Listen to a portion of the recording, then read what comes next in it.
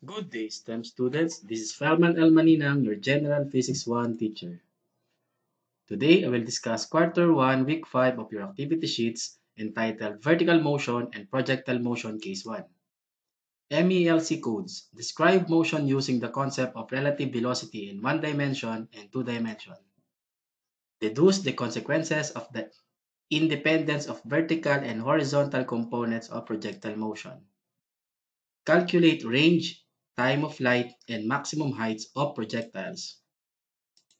In this video, I will discuss about vertical motion. It is referred as the movement of the object against the gravitational pull. It is the motion that is perpendicular to the straight or flat surface. It can also be a straight upward and downward motion. Here is a ball thrown vertically upward. Observe its motion. Objects thrown upward moves upward due to initial velocity given to it and continues to move upward due to inertia. Ito yung madalas na misconception. When we throw object upward, we thought that we are continuously applying force as it moves upward. But in reality, upon release, the object moves upward due to inertia alone. What is inertia? Inertia is the tendency of the objects to maintain its state of motion. So, if it is moving, it wants to keep moving. Since gravity is against its motion, it causes the object to decelerate until it stops on the position called maximum height. We will label that d sub y. So remember that the object is just moving upward due to inertia and there is no force acting on it upward. It will start to decelerate because it is moving opposite to the pull of gravity. It is being pulled downward. Objects decelerate at the rate of 9.8 meter per second square. Since it is decelerating, it has a negative sign. I would like to emphasize the negative sign here. So remember, it is due to deceleration. It is the decrease in the velocity of the moving object upward. It is not due to the direction of the acceleration due to gravity which is downward. Kasi sa ibang libro, di ba, ginagamit nila yung negative sign to emphasize the direction of the acceleration due to gravity. Here, we are emphasizing the deceleration or the decrease in the velocity of the object as it moves upward. Kasi later on, gagamitin natin yung positive kapag ang pag-uusapan naman natin ay accelerated siya, no? Because it is speeding up. So, yun po yung dahilan ko kung bakit ine-emphasize ko yung negative sign na yan. I have here a pictograph showing a ball moving upward. Here is the initial velocity of the ball. Notice that the velocity decreases as it moves upward and then it will stop momentarily at the maximum height. Remember that it is due to inertia, the ball is moving upward and it is slowing down because it is moving opposite to the force acting on it, which is the pull of gravity. After stopping, it will move back to Earth because it is being pulled downward by the Earth. So notice that the velocity is increasing. So ito lang yung gusto ko i-emphasize dyan. The initial velocity here is equal to the final velocity at this point, at this level. So anong gusto kong i-emphasize doon? Yung nangyayari sa atin tuwing New Year, kung saan may mga nagpapaputok ng barel, the bullet fired vertically upward will be as fast, no, kapag bumalik na siya sa lupa at the same position. Ano ibig sabihin nun?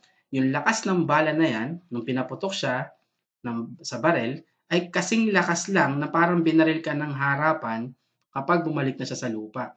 So, anong gusto kong sabihin sa inyo ngayon?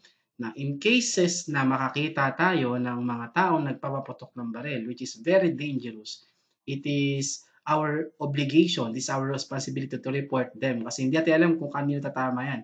So, para silang namamaril ng harapan yan.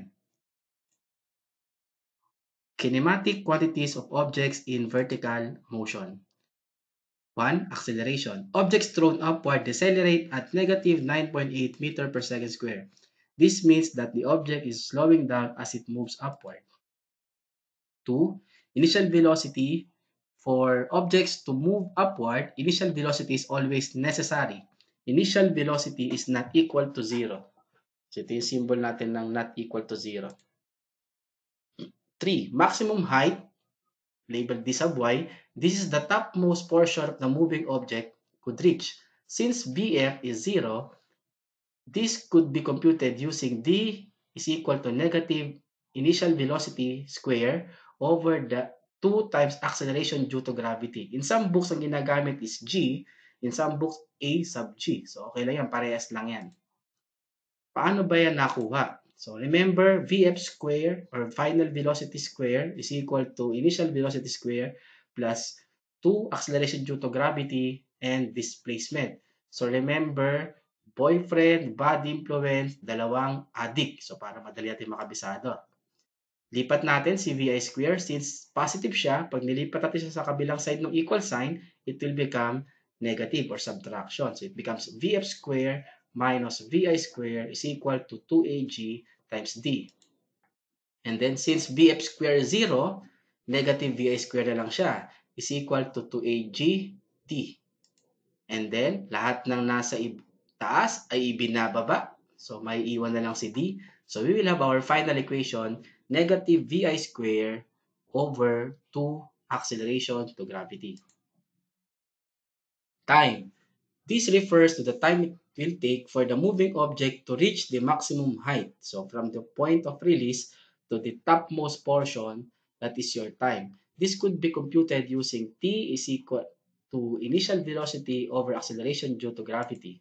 So, saan galing siya? Saan equation siya galing? So, galing siya sa final velocity is equal to initial velocity plus acceleration times time. So, boyfriend, body influence kay ate. So, para madali tayo makabisado. And then, lipat natin si Vi sa kabila. Since positive siya, negative, parehas kanina. But notice, hindi na siya naka-square. Final velocity minus Vi is equal to acceleration times time.